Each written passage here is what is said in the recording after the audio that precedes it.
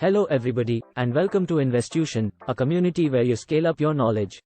In the late 1970s, music was undergoing a revolution. The disco craze had taken over the airwaves and people were looking for a way to take their music with them wherever they went.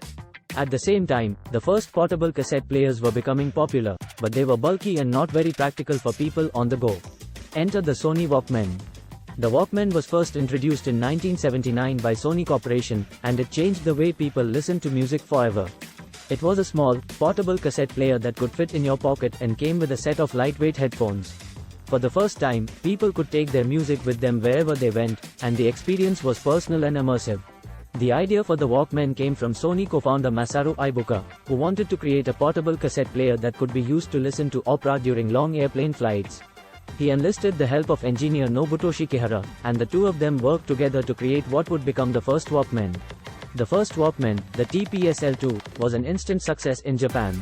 It was sleek, lightweight, and had incredible sound quality for its time.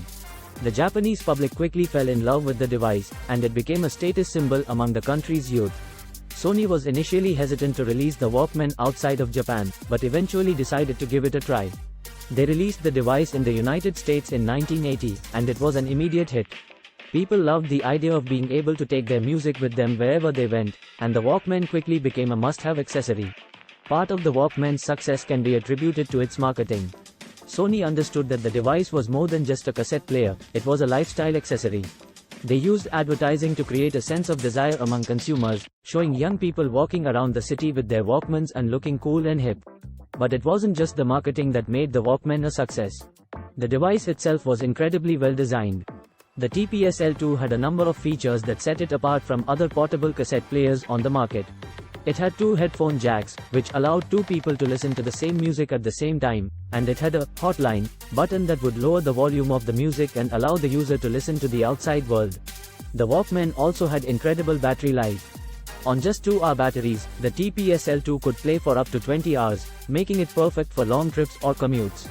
And if the batteries ran out, the device could also be powered by an AC adapter or a car cigarette lighter. The Walkman quickly became a cultural phenomenon, with people of all ages and backgrounds using it to listen to their favorite music. It even sparked a new era of music consumption, with cassette tapes becoming the dominant format for music sales throughout the 1980s. Over the years, Sony continued to innovate and improve upon the Walkman, releasing new models with features like digital displays, radio tuners, and even CD players. However, as technology advanced, the Walkman eventually became obsolete.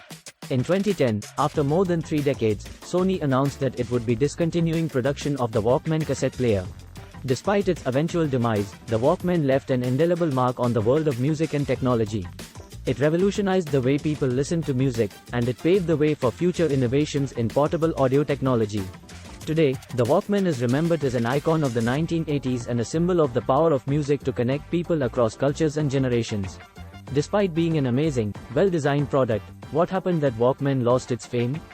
Why did Walkman fail? The Sony Walkman was a revolutionary portable cassette player that dominated the market in the 1980s and 1990s. However, with the introduction of digital music and the rise of the internet, the Walkman became less relevant. When the Apple iPod was introduced in 2001, it quickly became popular due to its superior features and marketing. Here are some key reasons why the Sony Walkman lost ground to the Apple iPod.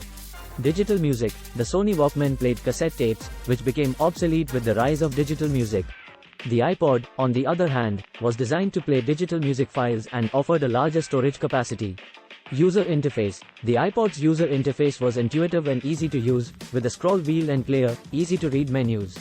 The Walkman's interface was more complicated and required more effort to navigate. Marketing. Apple's marketing campaign for the iPod was highly effective, with the silhouette, commercials and the iconic white earbuds. Sony's marketing, on the other hand, was not as effective in promoting the Walkman. Compatibility. The iPod was compatible with both Mac and PC computers, while the Walkman was primarily designed for use with Sony's proprietary software. Overall, while the Sony Walkman was a pioneer in portable music, it failed to keep up with the changing times and the rise of digital music, while the iPod was designed specifically for digital music and offered a more user-friendly interface and better marketing. This is all about today's video. For more interesting videos and case studies like this, please do subscribe to Investuition.